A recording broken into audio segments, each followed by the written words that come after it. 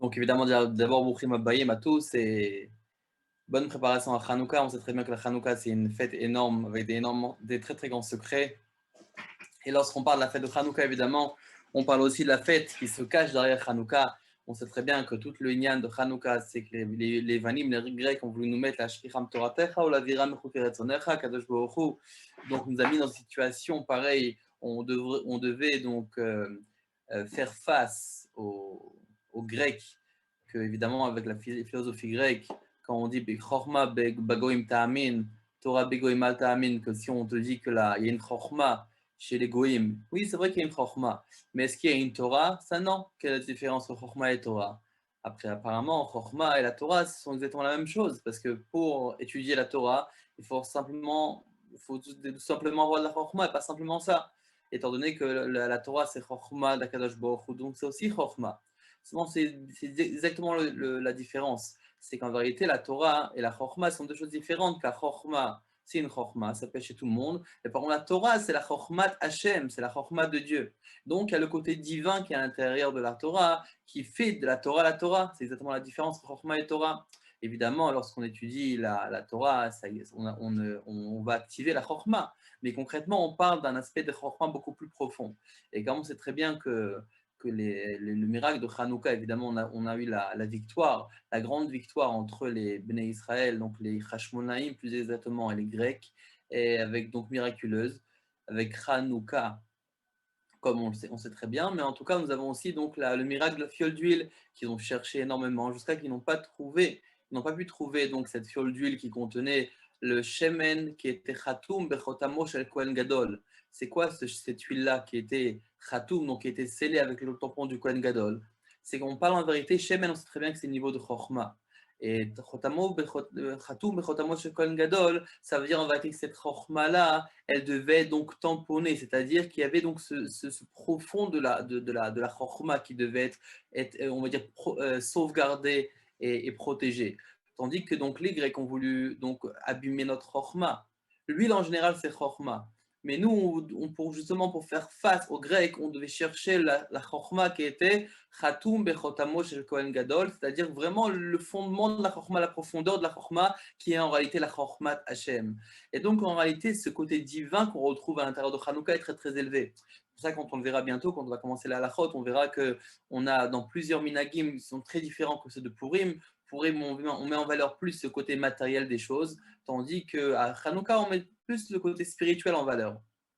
On sait donc, comme on lit dans la Tfila, on lira dans la Tfila, dans la Nissim, ils voulaient faire la Shkicham Toratecha ou la Viram c'est-à-dire donc nous faire oublier qu'on avait le côté divin. Ils disent ce qui est Dieu, tu retires. Ce qui est Torah, sagesse, tu peux garder. C'est-à-dire ce qui est compréhensible, ce qui est Chorma, on peut garder. Ce qui est divin, retirer. Et c'est exactement la différence entre un grec et un juif. Le grec, lorsqu'il fait quelque chose, il le fait uniquement parce que il comprend parce qu'il en a envie, parce que ça l'attire, parce qu'il a un intérêt, ou tout simplement parce que son intellect en profite. Tandis que le juif, le fondement du juif, c'est que d'abord on fait parce qu'Akadosh Baruch Hu demande. On a le côté divin qui passe en premier, et ensuite nous on doit activer. Donc c'est ce côté Emouna qui est très très profond chez le Béné Israël, et c'est ça que les Goïm, donc les Grecs à cette époque-là voulaient retirer. Et évidemment, lorsqu'on parle de Hanouka, donc cette histoire se répète à l'intérieur de nous-mêmes, et étant donné qu'elle se répète, donc on doit chercher le grec qui est à l'intérieur de nous, c'est-à-dire cette partie-là intellectuelle, cette partie-là qui va être qui va finalement nous limiter notre émouna, limiter notre vékud avec Kadosh Baruch Hu, et mettre de côté, et à ce moment-là, mettre en valeur le côté des Bnei Israël, c'est-à-dire le lien du juif, le lien de la Emouna, de la Neshama, de la Chochmat Hashem, pas Chochma Stam, mais Torah Chochmat Hashem, qu'à ce moment-là, on dira Chochma, donc Bagoïm Ta'amin, Torah Al Ta'amin. Mais quand on parle de Israël, évidemment, si on dit Torah Israël Ta'amin, évidemment, étant donné que c'est le fondement même du peuple juif. Donc maintenant, on va commencer le shiur sur Hanouka. C'est un shiur qui est très particulier. On va essayer de passer en revue rapidement les halachot et les minagim qui pourraient être des fois connus, mais souvent oubliés. Et il y a souvent des détails comme ça que vous allez apprendre, que vous allez voir que ce n'est pas toujours si simple que ça. Donc on va commencer. Donc on va dédier le shiur pour la Ilunishma de Tarabat Avram Berachel, Mishpachat Gez. Et évidemment, pour ceux qui ne sont pas encore inscrits, Si vous pouvez noter ce numéro-là, donc, et Bezrat Hashem m'envoie inscription à ce numéro et vous recevrez les shiurim donc directement dans votre téléphone, comme ça, et pour profiter aussi d'autres shiurim en direct et recevoir les shiurim qui sont diffusés.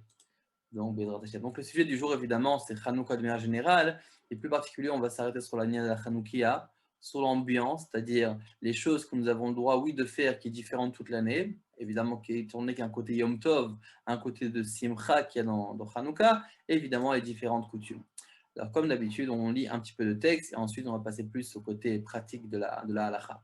Donc, venez, on lit ces petits textes-là qui est dans la Masechet Shabbat, en vérité, qui correspond directement avec le nian de Hanouka. Maï Hanouka, la Gemara pose la question. Qu'est-ce que c'est Hanouka? Les Tanoura Banan, nous sages ont enseigné.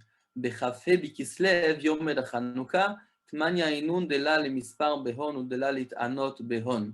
Donc ces 8 jours-là de Hanouka, c'est un moment, donc ces jours-là, on ne fait pas de misped, donc on n'est pas en train de faire des spédim pour les gens qui sont partis, et aussi on ne jeûne pas ces jours-là. Donc déjà, on voit l'aspect de Yom Tov dans ces jours-là. Maintenant, la Gemara raconte. Lorsque les Yevanim sont arrivés dans le Echal, dans le Bet Amikdash, on parle donc dans le second Bet Amikdash, ils ont donc impurifié toutes les huiles qui étaient dans le Echal. Donc chez Gavru Malchut Bet Hashmonaï, et donc les Bet Hashmonaï ont décidé de faire face aux Grecs et sont battus contre les Grecs et ont gagné la guerre.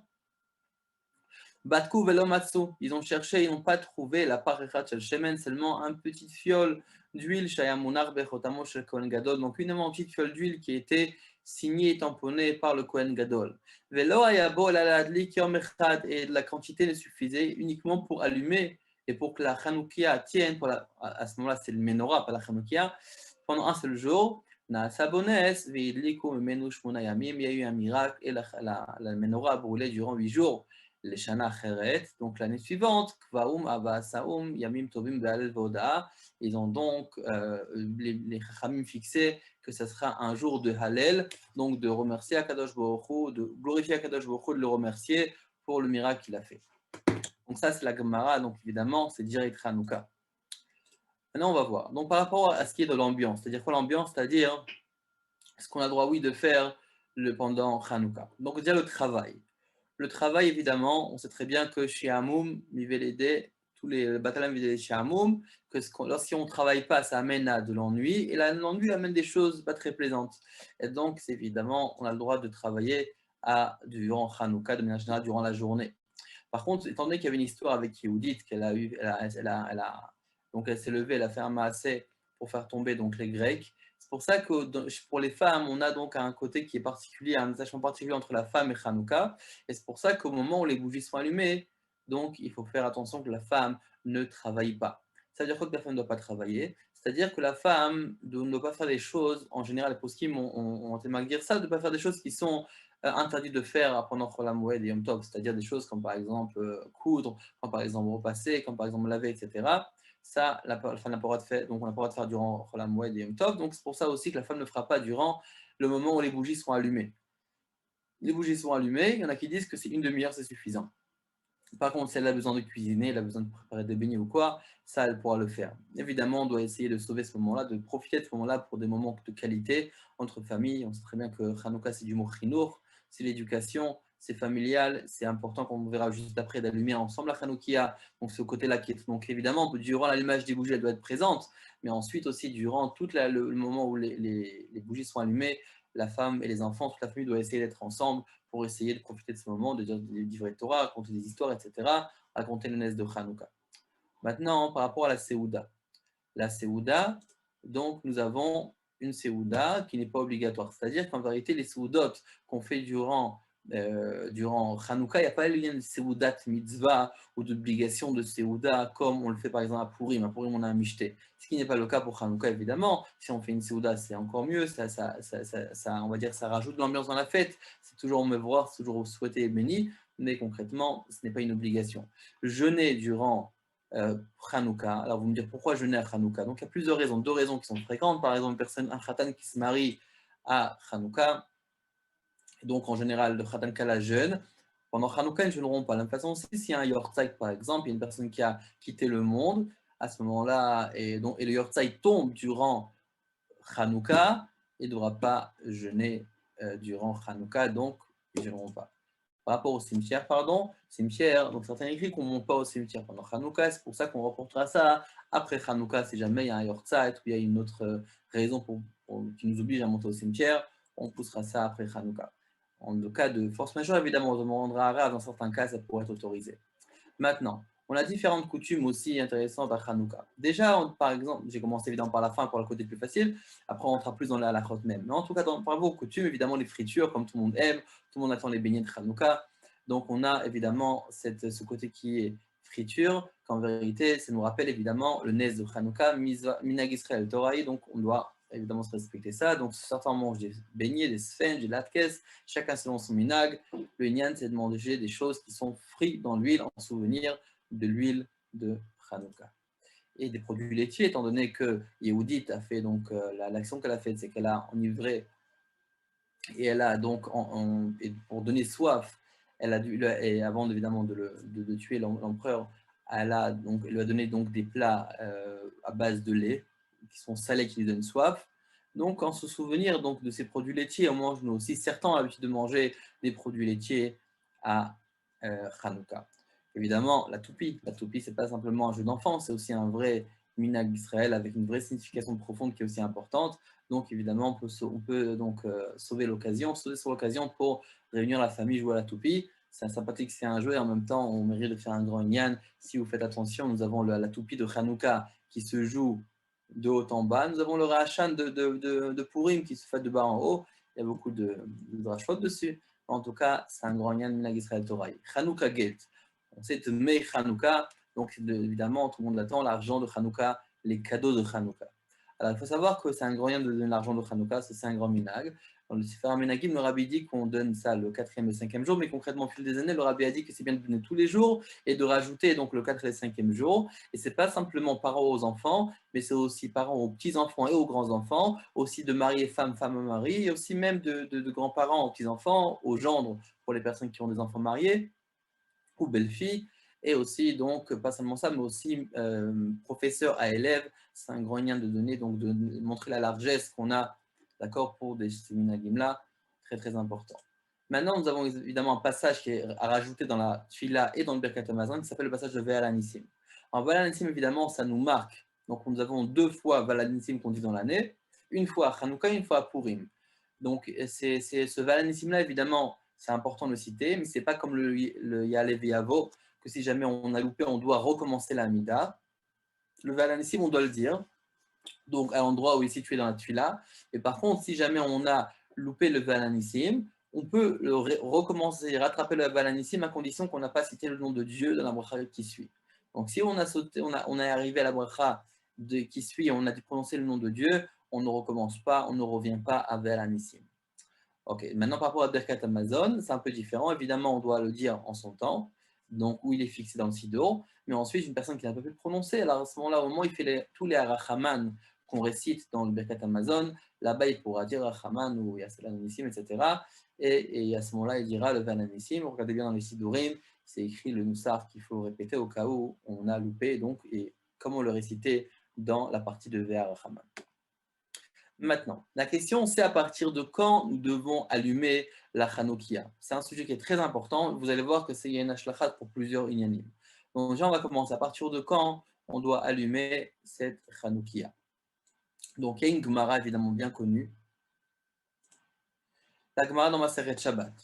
La Gemara nous dit mitzvata mishtishka achama achetichle regel minashuk, c'est-à-dire que la mitzvah commence à partir du moment où le soleil s'est couché et ça jusqu'à que tichle regel minashuk, c'est-à-dire qu'il n'y a plus personne qui est dans le marché. Alors vous allez me dire, ça veut dire quoi que personne n'est dans le marché? Étant donné qu'à Hanouka, nous avons un élément très important qui s'appelle Pirsou Menissa, qu'on doit dévoiler, révéler la lumière et qu'on doit donc propager le miracle de Hanouka. Donc, ça s'appelle Pirsou Menissa, on met Farsem Pirsoumé, c'est-à-dire les Farsem diffusés, publiés, Nissa, le Nes, le miracle. C'est pour ça que nous avons donc une importance d'allumer les bougies au moment où il y a encore des gens dans la rue qui traînent, parce qu'on veut leur montrer l'importance et le miracle qui s'est produit pour le béné Israël. Et donc, on a une mitzvah qui commence jusqu'à Techter Minashuk. jusqu'au moment où les gens marchent encore dans la rue. Ce moment-là, en Tichlei Minachouk, c'est en général une demi-heure après la sortie des étoiles. Alors, comment maintenant on est censé traduire cette phrase-là? Coucher du soleil, mais concrètement, il y a une discussion. Est-ce que c'est coucher du soleil vraiment au début du coucher du soleil ou à la fin du coucher du soleil? Nous savons tous très bien qu'on a un temps intermédiaire entre le coucher du soleil et la sortie des étoiles. Et donc la question c'est de savoir, est-ce que c'est au début du coucher du soleil, c'est-à-dire juste au moment où le soleil est tombé, et à ce moment-là nous avons cette partie-là qui est entre nuit et jour, ou bien c'est à la fin du coucher du soleil et donc entre d'autres mots, sortie des étoiles. Alors, selon les Sfaradim, d'après la plupart des Sfaradim, on doit allumer les Hanoukia à la sortie des étoiles. Et donc faire ça après la tuila de Harvit. L'idéal, ce serait donc de préparer préalablement les bougies de Hanouka avant Harvit, si on est encore à la maison. Et ensuite, comme ça, on ne perd pas de temps. Dès qu'Harvit, on va à la synagogue, on fait la tuila de Harvit. Directement après Harvit, à la sortie des étoiles, on allume directement les bougies. Et comme ça, on est tranquille et on ne perd pas de temps pour la mitzvah. Selon le Minhag Chabad, c'est d'allumer la Hanoukia entre le coucher du soleil et la sortie des étoiles, entre Mincha et Arvit. Donc ça, c'est le moment idéal. Ça ne veut pas dire que si jamais on a loupé le temps, on ne peut pas le faire après. Évidemment, ça, on le verra juste après. Mais en tout cas, c'est le moment idéal pour allumer les bougies de Hanouka selon le Minhag. Et comme on l'a dit, jusqu'au moment où les gens sont dans la rue, c'est le moment d'allumer, comme on verra à cause du Pirsoumé Nissa, comme on a mentionné il y a quelques minutes. Maintenant, on va donner quelques notions à travers certaines questions. Question de temps. Oui, c'est le cas qu'on. Je voyage ce soir, puis j'allumer plus tôt. Alors, une personne, je crois, nous dit que ici une personne voyage, donc, et n'aura pas la possibilité d'allumer la Hanoukia, donc le soir, et donc il est encore plein jour, qu'est-ce qu'il doit faire? Il pourra allumer la Hanoukia plus tôt, mais pas plus tôt que Plag Amincha. Plag Amincha, c'est une heure et quart proportionnelle avant le coucher du soleil. Plag Amincha, il faut voir dans le calendrier, Plag Amincha, c'est le moment où on peut allumer les bougies de Hanouka. Ça correspond à une heure et quart, à peu près proportionnel étant donné que l'été et l'hiver ça change. Et on peut allumer. Évidemment, c'est au cas de force majeure si on ne peut pas le faire après. Dans ce cas-là, il faut faire attention qu'étant donné que la lumière doit éclairer jusqu'à Tichle Regel Minashuk, jusqu'au moment où les gens sont encore dans la rue.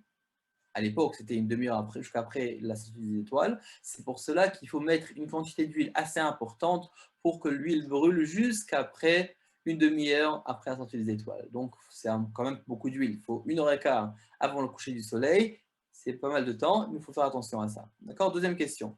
J'ai du retard, quoi faire? Une personne maintenant qui a eu du retard et qui n'a pas allumé les bougies de Hanouka, qu'est-ce qu'il doit faire? Est-ce qu'il peut allumer ou pas? Du retard, comme on l'a dit, ça veut dire au-delà du temps qu'on a décrit juste avant. Donc, selon les Chabad, à partir de la fin entre le Shkia et Tzedek entre le coucher du soleil et la sortie des étoiles, ou selon le Sfarad, à partir de la sortie des étoiles. Si on a dépassé ce temps, qu'est-ce qu'on doit faire? Alors, on peut toujours allumer. On peut toujours allumer, car, encore une fois, étant donné qu'il y a encore déjà deux raisons à cela. Principal. Déjà, aujourd'hui, le temps de Regal Minashuk se fait tout. Ça veut dire aujourd'hui, il y a l'électricité qui est venue, donc les temps ont changé énormément. Même qu'a priori, on doit garder donc, les horaires que les Chachamim ont fixés, comme on l'a mentionné juste avant. Malgré ça, il y a quand même cet élément-là qui est encore le pire sous Ménissa. Et aussi aujourd'hui que beaucoup d'entre nous allument à la maison, dans la maison même. Donc, on a la famille qui fait déjà pire sous Ménissa. On ne va pas ici mentionner la marloquette qu'il y a dans l'Agma à ce sujet-là des Rishonim, mais concrètement, nous avons donc cette idée-là qui nous dit qu'on peut allumer concrètement toute la nuit à partir du moment où il y a encore des gens. Alors, ces gens-là, de qui il s'agit? Si on allume à la maison, vous allez me dire personne de l'extérieur regarde. C'est pour ça qu'il va falloir faire attention, comme on verra juste après, de le faire avec des présences de personnes. C'est-à-dire, et là on va enchaîner directement avec la prochaine question, jusqu'à quelle heure avons-nous le droit d'allumer? Jusqu'à quelle heure? Jusqu'à Alot HaShachar, jusqu'à l'aube. Donc on a Alot HaShachar et Netzachama. Donc Alot HaShachar, c'est le premier, on va dire, degré où le soleil commence à sortir, où le jour commence à apparaître. Il faut voir dans le calendrier l'aube. Évidemment, le temps change en fonction de l'endroit. Le temps en France, c'est la même chose qu'en Israël ou aux États-Unis. Donc il faut faire chacun en fonction de son calendrier. Mais en tout cas, une personne qui rentre donc tard à la maison et veut allumer la Hanoukia, et a dépassé le temps donc idéal pour allumer, il se trouve un peu dans un problème, car si maintenant tout le monde dort, et aussi sa famille dort, donc il y aura un problème quand il va faire pour allumer. C'est pour ça qu'on propose, le Mishnah Berurah nous dit d'aller même jusqu'à réveiller une des personnes de la maison, pour qu'au moins qu'il y ait pire sous Mélissa.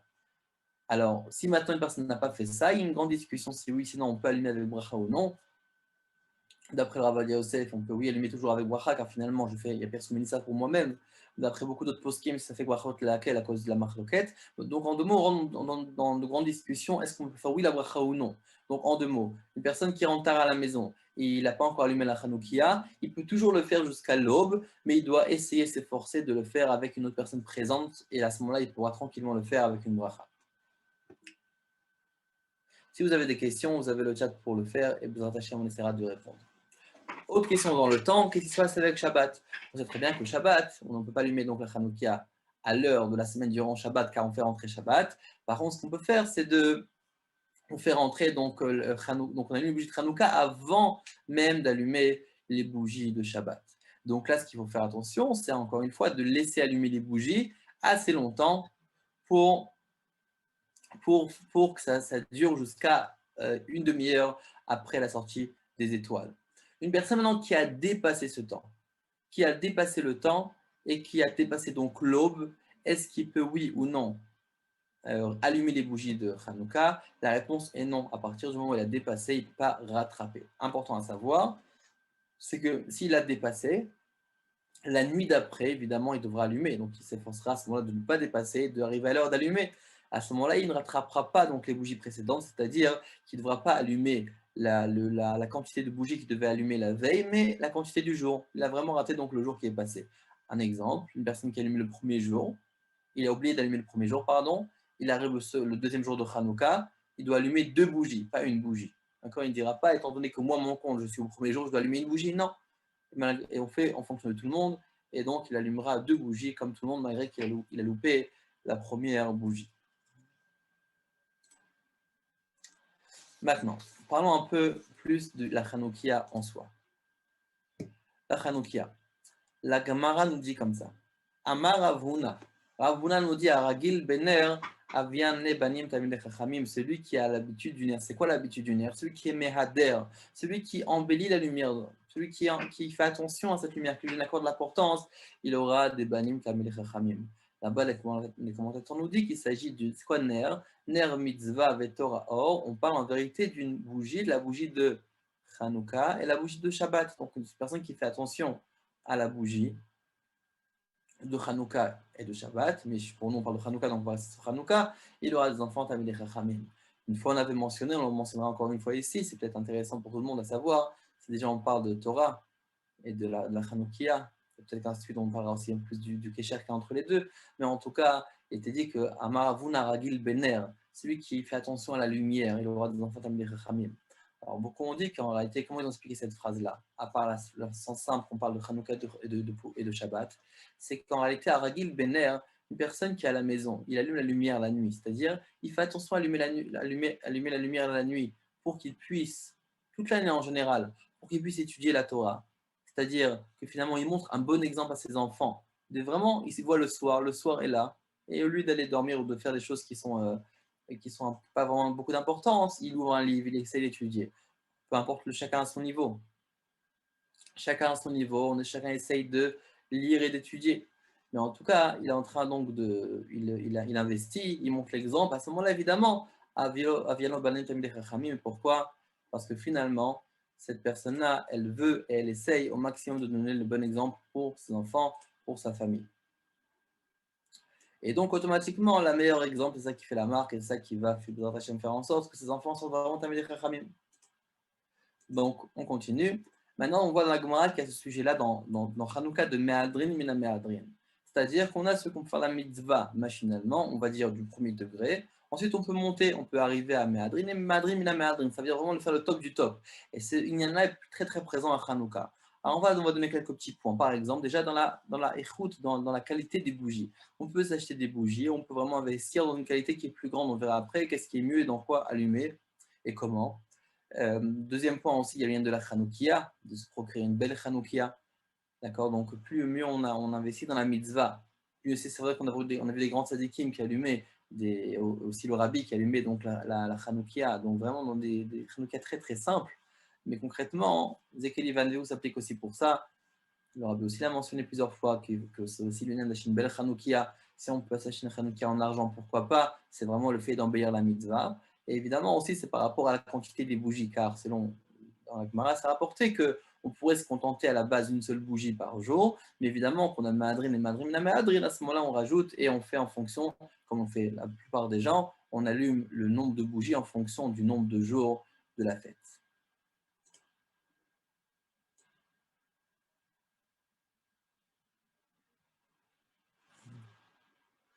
Ok. Maintenant, donc comment on allume les bougies de Hanouka? Dans quoi? Qu'est-ce qui est caché pour allumer les bougies de Hanouka? Là, on va voir que nous avons plusieurs, nous avons donc plusieurs niveaux et on va rapporter directement les paroles du Shulchan Aruch dans Siman Tavreshaim Gimel, Sif Aleph. Donc, on va lire ensemble.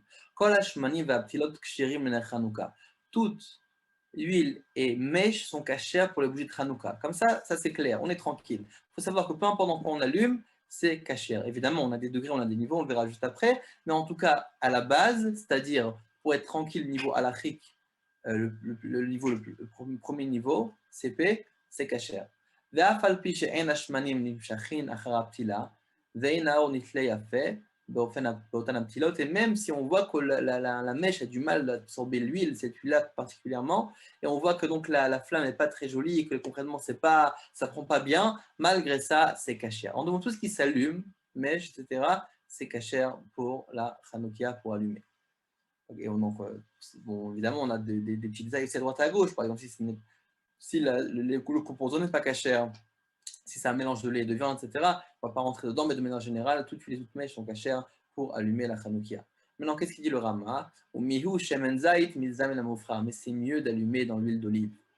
S'il n'a pas maintenant de l'huile d'olive qui est facile à trouver, mitzvah bishmanim shoramzar venaki, c'est bien de prendre, c'est mitzvah de prendre de l'huile que la lumière est pure et propre. Donc, en deux mots, ce qu'on a ici, un principe. Déjà, première règle, c'est que toute huile et toute mèche sont cachées pour allumer la Hanoukia, il n'y a pas de souci avec ça.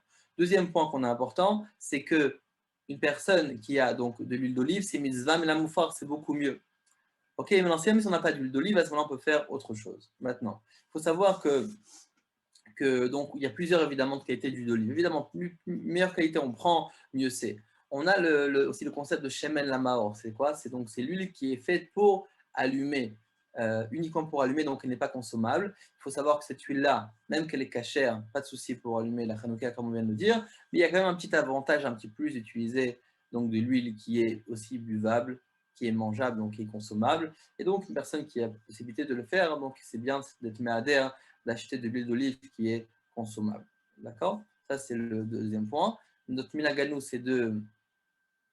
donc de Chabad, c'est d'allumer avec l'huile d'olive évidemment, et de prendre une bougie de cire pour ou de cire d'abeille encore mieux, pour le shamash, donc pour celui qui va nous servir d'allumer les autres bougies, comme on le verra juste après. Une signification à ça, pourquoi on prend deux, pourquoi on n'allume pas tout à l'huile d'olive, il y a plusieurs raisons. Une des raisons, c'est pour démarquer encore plus la différence qu'on a entre donc, la Hanoukia en général et le shamash. Comme on le verra juste après, nous avons deux choses. Nous avons donc les bougies de Hanouka et le shamash, et on ne doit pas les confondre. Et donc, c'est une des façons de le faire, donc, c'est que le shamash soit en bougie et que le reste soit en huile d'olive. Une personne maintenant qui n'a pas d'huile d'olive, le mieux c'est de prendre une bougie de cire, tout simplement, car ça apporte une belle lumière, une belle flamme, et donc ce sera aussi valable pour les bougies de Hanouka. Maintenant, à quelle taille et comment disposer la Hanoukia? Regardez dans le dessin, nous avons ici donc quelques petites règles. Première règle, l'idéal, évidemment on parle dans l'idéal, ce serait de mettre la Hanoukia plus élevée de 3 tfachim, qui correspond aujourd'hui à 24 cm, et moins haut que 80 cm ou 10 tfachim. Donc entre 3 et 10 tfachim, entre 24 cm et 80 cm. Lorsqu'on parle d'une hauteur, on se réfère uniquement aux flammes, pas à la Hanoukia même. Certains parce qu'ils vont voulu dire que c'est aussi la Hanoukia. Concrètement, la majorité disent que ce n'est pas la Hanoukia, on parle uniquement des flammes, donc il faut que les flammes soient placées entre 24 cm et 80 cm. Maintenant, il y a aussi donc ça, c'est évidemment, c'est les khatrila, ce qu'on doit faire a priori. Il faut savoir que dans une choule, lorsqu'on allume la Hanoukia dans une choule, donc la synagogue, là, on fait exprès de la mettre plus haut, car c'est vraiment pour Persouminissa, la choule, personne s'acquitte, et automatiquement, on peut la mettre, oui, en hauteur. Mais à la maison, on essaiera de le mettre. Évidemment, les significations kabbalistiques très profondes, mais ça, c'est le Inyan, c'est aussi rapporté dans la halakha. Maintenant, il y a une façon que, si on l'a, d'allumer des bougies, que si on le fait, ce n'est pas valable, c'est si on le met au-delà de 20 amot.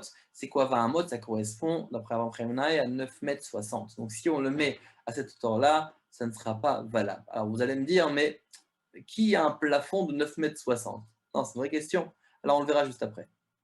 Avant ça, où placer la Hanoukia? Le Shulchan Aruch nous dit qu'il faut le placer c'est-à-dire vers l'extérieur de la maison, c'est-à-dire qu'on le met à la porte de la maison qui donne vrai Tarabim. Le Ramo là-bas sur place nous dit qu'aujourd'hui, si on a des léomotes, c'est-à-dire les peuples qui nous sont un peu, on va dire que ça va attirer les mauvais voisinages. À l'époque, c'était plus courant où les gens ils voyaient qu'il y avait un juif et donc ça pouvait les mettre en danger. À ce moment-là, on n'a pas l'obligation de mettre à l'extérieur, on peut le mettre à l'intérieur. Mais concrètement, le Shulchan Aruch, et comme ça aussi on faisait à l'époque de la Mishnah de la Gemara, de placer la Hanoukia vers l'extérieur de la maison. Et si on n'a pas de porte qui mène à l'extérieur, le placer même à la fenêtre. Notre minaganu minakrabat, c'est d'après de le mettre à l'intérieur de la maison et pas à l'extérieur, ni à la porte de l'entrée, ni à la fenêtre, mais vraiment à l'intérieur de la maison. Et où à l'intérieur de la maison?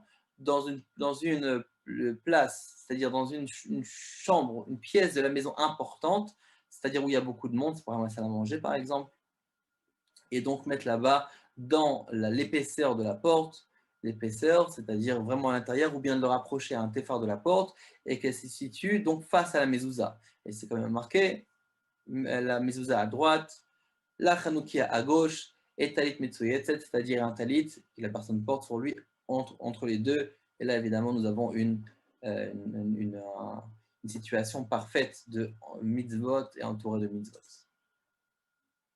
Maintenant, où on peut voir ce lien-là de 20 amot? Évidemment, on peut l'avoir concrètement. Personne n'y peut, on ne voit pas au Hachem les communautés Chabad qui essaient d'allumer partout des Hanoukia très très grandes.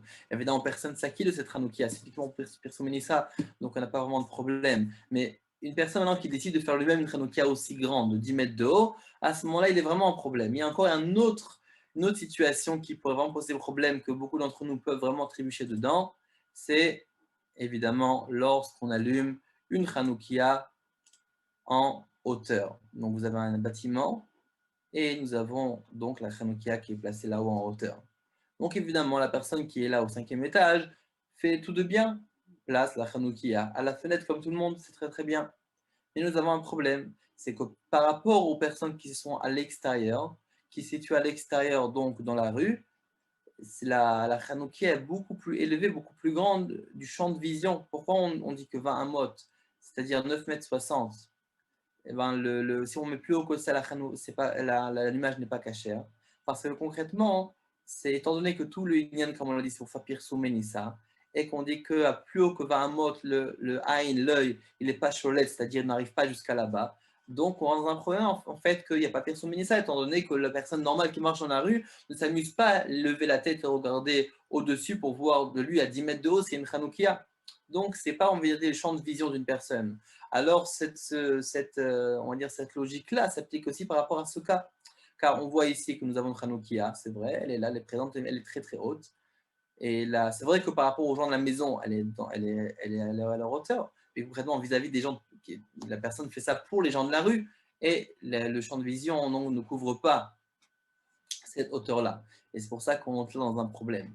C'est pour ça que qu'est-ce qu'il faudrait faire idéalement dans ce cas-là? C'est l'allumer à l'intérieur de la maison. Donc, ou bien à la porte de la maison s'il veut faire profiter les autres, ou bien même à l'intérieur de la maison, qu'à ce moment-là, les gens de la maison peuvent en profiter. Car l'avantage, on peut dire, entre la mettre dans la maison et la mettre à la fenêtre, c'est quand c'est dans la maison, les membres de la famille profitent de la lumière. Par contre, si elle est à la fenêtre, elle est comme un peu écartée, on peut dire, de la famille. Par contre, quand elle est en pleine maison, ça, il y a un vrai pire souminissa qui se produit au moins à travers la famille.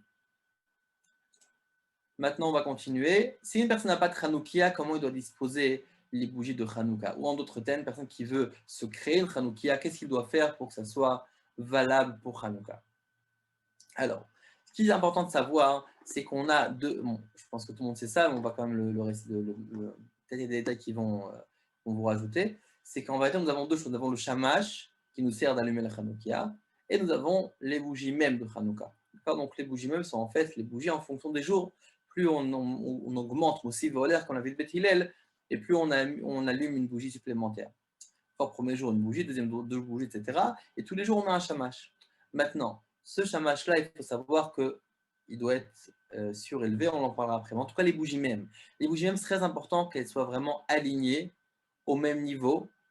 Donc, ni en zigzag, ni en rond, ni décalé, ni dans le même récipient. Par exemple, si je prends un bocal et je mets par exemple plusieurs mèches, je les allume, ce n'est pas valable. Il faut absolument qu'il y ait une séparation entre les deux. D'accord. Et c'est important aussi de faire attention, comme le vérité rapporte, et les Chéronim le rapportent aussi, c'est qu'il faut faire aussi c'est important de faire attention que aussi ce soit de la même matière. C'est-à-dire que, par exemple, on prenne de l'huile, tout à l'huile, pas moitié huile, moitié bougie. D'accord. Parce qu'une personne de l'extérieur pourrait apprendre ça qu'en vérité, ah, il y a deux personnes qui ont allumé là, ici. Par exemple, si on est le quatrième jour, comme ici sur l'image, et on allume deux bougies en huile d'olive et deux bougies et deux flammes en bougie, à ce moment-là, on pourrait se dire, attends, il y a deux personnes qui ont allumé, une personne a allumé l'huile d'olive, deux bougies, pas quatre, et l'autre a allumé deux bougies, pas quatre. Donc c'est pour ça qu'on essaie de faire que toutes les bougies sont au même niveau 1, non pas décaler l'une de l'autre, mais vraiment alignées, aussi au même niveau, et aussi évidemment de le prendre avec la même matière. D'accord. Donc bien tout bougie, bien tout huile d'olive, peu importe, mais en tout cas que ce soit la même chose. D'accord. Maintenant, encore un point qui est important, c'est que lorsqu'on met par exemple, des fois par une personne n'a pas de Hanouka, essaie de disposer les bougies, il faut faire aussi attention qu'ils ne sont pas trop rapprochés. Le Mishnah Berurah nous rapporte que c'est bien de laisser un etzba, c'est-à-dire 2 cm entre chaque bougie ou chaque pot d'huile d'olive qu'on va placer, d'accord, pour laisser une certaine séparation. Il faut que ça soit vraiment homogène, identique, au même niveau, comme on l'a dit, d'accord, pour qu'on démarque vraiment à la Hanoukia. Maintenant, au Hachem, quand on est une famille nombreuse, ou quand on est à la yeshiva, ou quand on a donc plusieurs personnes qui allument, des amis, de la famille qui séjournent ensemble et qui allument la Hanoukia ensemble, des fois on a un problème par rapport au Hanoukiot. On a beaucoup de Hanoukiot, d'accord, qui s'allument, et des fois on ne reconnaît pas qui est quoi, on ne sait pas combien de Hanoukia, combien de bougies il y a. Si encore il y avait des Hanoukiot, c'est bien, c'est comme une mechitza, c'est la quantité de bougies bien définie. Mais si on n'a pas de Hanoukia, et des fois on a ce genre de capsules d'huile d'olive, là, où déjà tout préparé, on va allumer les light comme on l'appelait, etc. Donc là, ça pourrait poser un problème, car si vraiment je les dispose comme ça, et j'en mets plusieurs, on ne sait pas quel compte on a. C'est pour ça que ça a apporté dans la Chavra. On rapporte qu'il faut faire attention lorsqu'on est plusieurs allumés, d'allumer donc de manière à ce que les bougies soient bien définies, soient bien dans un endroit spécifique, et qu'on ne pourrait pas extérieurement confondre ça avec d'autres bougies, c'est-à-dire de penser qu'il y a en vérité, il y a plus que le compte est plus grand de ce qu'il est en réalité, mais en vérité que chacun démarque bien son territoire et démarque bien évidemment où il va allumer ses bougies, même qu'on les allume à côté, mais de manière à ce qu'on reconnaisse à l'extérieur combien de bougies on doit allumer aujourd'hui.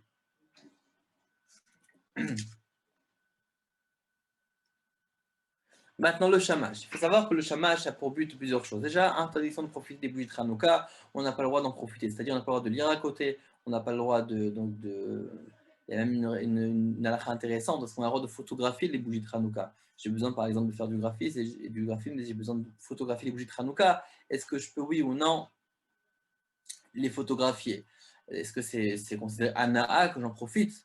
Donc, tout ça, finalement, en tout cas, il n'y a pas de problème, on peut les photographier. Mais en tout cas, on n'a pas le droit de profiter des bougies de Hanouka, ni s'éclairer avec, ni se chauffer les mains avec. Et c'est pour ça qu'on a le shamash, car finalement, si on se rapproche un petit peu, au moins, on profitera plus du shamash.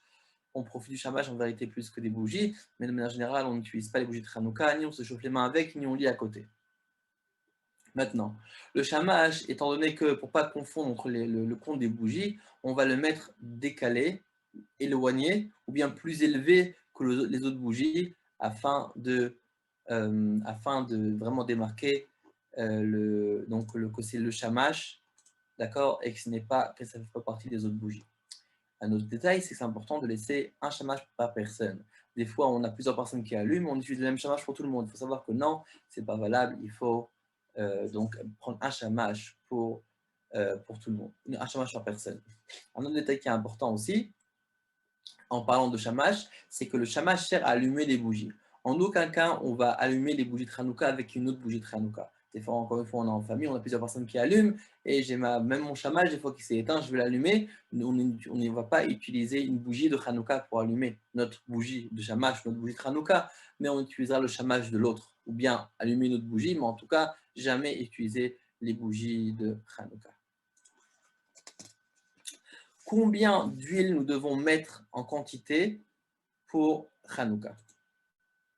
Alors, la Gemara, si vous vous rappelez, comme on l'a dit au début du shiur, elle a dit que mitzvata mishtishka achama regel minashuk. Donc, on a cette mitzvah à partir du shkiat achama, comme on l'a dit, marloket si au début ou après, au début du shkiat achama ou à la fin du shkiat achama, ça on en a déjà parlé. Maintenant, la deuxième partie, regel minashuk, jusqu'à que les gens ne passent plus au marché. Si vous vous rappelez bien, on a dit, parce que le but c'est pire soumenissa. On a dit, c'était quoi donc la mesure? C'était une demi-heure après cette akochavim. Pour ça que d'après la lacha, il faudra mettre une demi-heure d'huile si on allume à cette akochavim. Notre minhag, c'est de mettre tout le temps 50 minutes d'huile d'olive pour la chanoukia. Maintenant, il faut savoir quelque chose, c'est qu'on a marqué dans la Gemara, on ne va pas le citer maintenant, mais est-ce que c'est la laka qui fait une mitzvah ou non? C'est-à-dire qu'au moment même de la laka, il faut que potentiellement j'ai tous les éléments nécessaires pour que l'allumage des bougies soit comme la halakha. C'est pour ça que lorsqu'on allume une bougie de Hanouka, il faut faire attention qu'il ne faut pas, il faut prendre soin que les bougies de Hanouka contiennent déjà l'huile suffisante nécessaire pour que ça tienne le temps qu'il faut. D'accord? Par contre, si par exemple j'allume une bougie de Hanouka et ensuite je rajoute, il faut savoir que l'allumage n'est pas valable. D'accord? Car au moment où j'ai allumé les bougies, je n'avais pas de quantité suffisante. De la même façon aussi, si par exemple j'allume la Hanoukia et je sais par exemple qu'il y a la fenêtre qui est ouverte et qu'il y aura un courant d'air et qu'il y a un courant d'air qui est censé arriver à un courant d'air qui va éteindre les bougies, à ce moment-là j'ai un problème car c'est considéré quelque part que je n'ai pas forcément allumé la Hanoukia car potentiellement elle ne pouvait pas tenir. Donc c'est pour ça qu'il faut que toutes les conditions soient réunies pour que ma Hanoukia tienne et pour que j'allume la Hanoukia, que potentiellement au moins elle puisse tenir. Maintenant, comment allumer la Hanoukia? Il faut savoir qu'il y a une différence entre la préparation des bougies et l'allumage des bougies. La préparation, on va préparer de la droite vers la gauche, tandis que pour allumer, on va allumer de la gauche vers la droite, c'est-à-dire on va donc la bougie qu'on a rajoutée, mais aussi la bougie qu'on a rajoutée, c'est cette dernière-là qu'on va allumer en premier. Donc la préparation droite-gauche et l'allumage de gauche à droite. Maintenant, donc, on va faire ça en bref, pas qu'il y a plusieurs marques, on va faire en bref, parce que la majorité des postes qui me disent, évidemment, préparation, deuxième brachot, d'après mes Koubalim, nous avons une marque, est-ce qu'on doit faire allumer les bougies après la première bracha, ou bien que pas faire de sec, ou bien qu'on attend de faire toutes les brachot pour allumer. Donc la majorité des postes me disent qu'il faut d'abord allumer, faire toutes les brachot et ensuite allumer. Il y a des Mekoubalem qui disent qu'il faut allumer entre les brachot, mais en tout cas, notre minaganou, c'est de préparer, faire toutes les brachot, 3, allumer, et ensuite, une fois qu'on a fini d'allumer, ne pas faire le anerot alalou et les mizmorim qu'on va un petit peu faire pendant l'allumage, mais attendre d'avoir fini d'allumer pour faire les mizmorim et les pioutim, anerot alalou, chacun selon son minag. Évidemment, premier soir, on fait 3 bénédictions, car on joue Tchirianou, et deuxième soir, on fait que bénédiction. Maintenant, par rapport à changer les mèches, c'est vrai que c'est important de préparer la Hanoukia, que ce soit Zekeli Van Veo, mais on n'est pas obligé de changer les mèches tous les jours. On peut utiliser les mèches de la veille, celles sont encore valables. Et donc, Sfar Menagim est rapporté qu'au contraire, le Rabbi Raya se trouvait que d'utiliser les mèches de la veille, c'était encore mieux car elles prenaient plus facilement et avaient plus de facilité à s'allumer. Maintenant, qui doit allumer la Hanoukia? Il faut savoir que chez le Mechaber, Rabbi Yosef Karo nous dit que c'est uniquement le Balabay qui doit allumer. Notre minag à nous, et le minag aussi de Ramour, comme il le ramène, c'est que chaque personne, chaque garçon doit allumer. Garçon, pas fille. Ni les filles, ni les femmes. Les filles n'allument pas car finalement elles font partie de la maison. Et les femmes n'allument pas car elles sont acquittées par le balabait. Mais en tout cas, les garçons allument la Hanoukia. Et même du plus jeune âge, on leur fait prendre l'habitude d'allumer la Hanoukia. Maintenant, une question. Mon mari rentre tard. Est-ce que je dois allumer, oui ou non? Alors, vous vous rappelez, on a dit qu'il y a un temps pour la Hanoukia. Alors maintenant, la question c'est de savoir, c'est est-ce que si le mari rentre tard, est-ce que la femme doit allumer, oui ou non? Une question qui est, on va dire, importante, qui est aussi on va dire, qui est très commun, et aussi qui est un peu sensible. Alors la réponse, elle est que la femme, elle peut allumer à la maison. Si par exemple le mari lui dit, c'est quoi, allume à la maison, elle peut allumer à la maison, mais elle n'est pas obligée de le faire. Si elle préfère attendre son mari, elle peut attendre son mari, elle n'est pas obligée de le faire. Après, on verra aussi dans quelques instants qu'en vérité, des fois, le mari peut demander à sa femme d'allumer pour lui. Et à ce moment-là, le mari est acquitté s'il n'a pas la possibilité d'allumer sur place. Maintenant, je mange chez des amis, où dois-je allumer? Ça, on le verra dans quelques instants. D'autres petites questions. Une bougie s'est éteinte, que faire? La réponse, elle est que même qu'on n'a pas besoin, on n'a pas l'obligation de la rallumer, on s'efforcera quand même de la rallumer, évidemment, sans réciter de bracha. Maintenant, déplacer la Hanoukia, on ne déplace pas la Hanoukia une fois qu'elle est allumée, et ça jusqu'au moment où le temps qu'on a dit, c'est-à-dire une demi-heure après Tzedakah Kochavim, à ce moment-là, on peut déplacer la Hanoukia car elle a, on va dire, elle a brûlé son temps, ou au moins une demi-heure, comme on a dit. Maintenant, que faire après l'allumage? Après l'allumage, on reste à côté des bougies de Hanouka. Le minhag, c'est de rester une demi-heure à côté des bougies. Il est dit que pendant étant donné qu'on allume 36 bougies à Hanouka, ça correspond aux 36 au Or Aganouz. L'Akadosh Baruch Hu, il a caché la Tid Lavo, c'est-à-dire une lumière très très grande qui dévoilera Mashiach. Il est dit que cette lumière-là se dévoile durant Hanouka. Et étant donné que c'est une lumière qui est très grande et le monde ne peut pas la contenir, à ce moment-là, cette lumière-là est dévoilée durant une demi-heure. D'où l'importance de rester une demi-heure et, comme dit le Rabbi Rayatz, de savoir écouter ce que les bougies veulent nous raconter. Maintenant, Arsanaï, on va bientôt parler de ça juste maintenant, donc il correspond à des choses très importantes concernant les différentes cas où on est invité, on mange à l'extérieur, etc. Ok. Donc déjà, il faut savoir, avant cela, que lorsqu'on allume les bougies à la synagogue, à la choule, on n'est pas quitte de ces bougies. C'est-à-dire qu'on ne peut pas se rendre quitte d'une bougie qu'on allume à la choule, étant donné que c'est niveau persominissa. De la même façon aussi, des fois on voit que dans les allumages publics, on n'est pas quitte par l'allumage public, chacun doit rallumer chez lui à la maison. Une personne maintenant qui a un magasin, donc il a un magasin, évidemment c'est bien qu'il allume dans son magasin, étant donné qu'il accomplit persominissa. Après, est-ce que oui ou non il va faire la bracha? Ça, évidemment, ça va dépendre. Est-ce qu'il y a oui Pirsouminissa? S'il y a un nombre, on va dire qu'il y a 10 personnes qui passent dans la rue, qui voient cette bougie, à ce moment-là, il y a oui. S'il y en a Pirsouminissa, à ce moment-là, il peut oui faire la bracha. Encore une fois, est-ce qu'il est quitte de cette bracha? Est-ce qu'il est quitte de cet allumage? La réponse est non. Pourquoi? Car finalement, il doit donc s'acquitter là où il habite, à moins qu'il habite dans son magasin. Mais en général, on n'habite pas dans le magasin, on habite chez soi à la maison. Donc, où il mange et il dort, c'est là où il doit allumer la Hanoukia, et donc il refera la bracha chez lui à la maison. Maintenant, évidemment, lorsqu'on fait Miftaïm, lorsqu'on va allumer les bougies des gens, on va voir les gens pour allumer, évidemment, on fait la bracha avec eux. Et aussi, même si c'est dans un magasin, comme on l'a dit, c'est le minyan, on peut forcer la bracha avec eux. Et évidemment, c'est notre minyan de Pirsouminissa là qui est présent. Maintenant, il y a un cas qui est très très fréquent. C'est là où on va donc séjourner autre part, Hanouka, où on doit allumer la Hanoukia. Il faut savoir qu'on a le din dans le Shulchan Aruch de Harsan, c'est-à-dire une personne qui est invitée chez une autre personne, qui séjourne chez une autre personne, est-ce qu'il doit allumer oui ou non? Avant ça, j'aimerais souligner qu'une personne maintenant qui a laissé sa femme chez lui à la maison, et lui il se trouve par exemple au travail, on a mentionné ça en bref juste avant, est-ce qu'il doit oui ou non allumer la Hanoukia, ou bien il doit laisser sa femme allumer? La réponse c'est qu'en fait, la femme évidemment peut attendre son mari pour allumer la Hanoukia. S'il va rentrer trop tard, c'est elle qui va allumer la Hanoukia chez lui à la maison, mais la vérité c'est qu'en allumant la Hanoukia chez lui à la maison, il va s'acquitter. La question, c'est est-ce qu'il va pouvoir lui ensuite allumer à son tour la Hanoukia en rentrant chez lui, ou bien on va dire, étant donné qu'il est déjà acquitté par la femme, il ne peut pas allumer à son tour la Hanoukia. La réponse est la suivante, c'est qu'en vérité, on a une discussion. Est-ce que si maintenant je refuse, je dis dans ma tête, je refuse de m'acquitter par ma femme qui est à la maison, qui allume, est-ce que je pourrais à nouveau allumer la Hanouka en rentrant à la maison? De manière générale, il pourra, oui, allumer la Hanouka à la maison à son tour, s'il se dit ça qu'il ne veut pas être acquitté par sa femme, mais pour la bracha, là, on a un problème.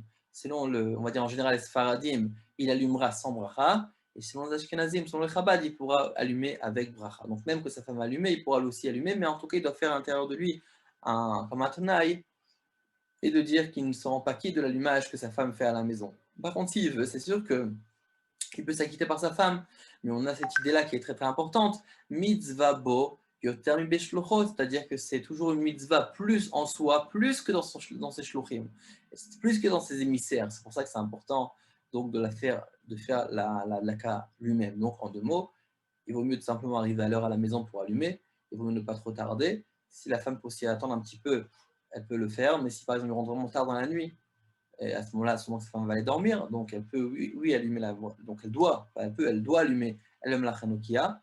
Et ensuite, lui, à son tour, ce qu'il peut faire, s'il veut lui, à son tour, allumer la Hanoukia aussi en rentrant, c'est de dire qu'il ne veut pas se rendre quitte de la ka que sa femme fait chez lui à la maison.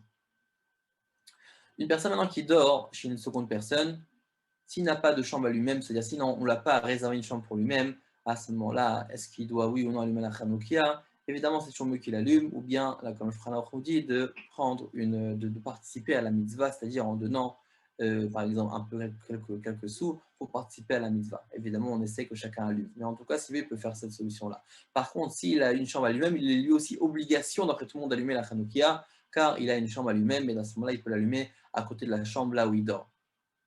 Une personne qui va à l'hôtel, il va avec sa femme à l'hôtel. À partir du moment où il va à l'hôtel, évidemment, c'est considéré comme si, entre guillemets, il avait déménagé. Et donc, sa maison n'a pas l'obligation d'avoir une Hanouki allumée. Mais par contre, il allumera à l'hôtel. Où il doit allumer, est-ce dans la chambre où il dort ou bien là où il mange?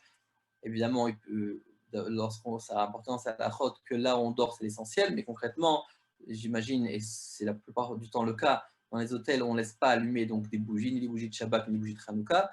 Donc, c'est pour ça qu'il les allumera là, au côté où il mange. Et donc, comme ça, il pourra s'acquitter des bougies de Hanouka. Évidemment, là où il y a des gens qui passent, il y a aussi Persoumenissa, etc., comme on l'a mentionné. Maintenant, une personne qui mange chez une autre personne, c'est-à-dire qui est invitée chez une autre personne, pour, par exemple, fêter, faire quelque chose ensemble, à ce moment-là, il essaiera d'allumer chez lui à la maison et pas chez la personne ici, ou pas là où il mange.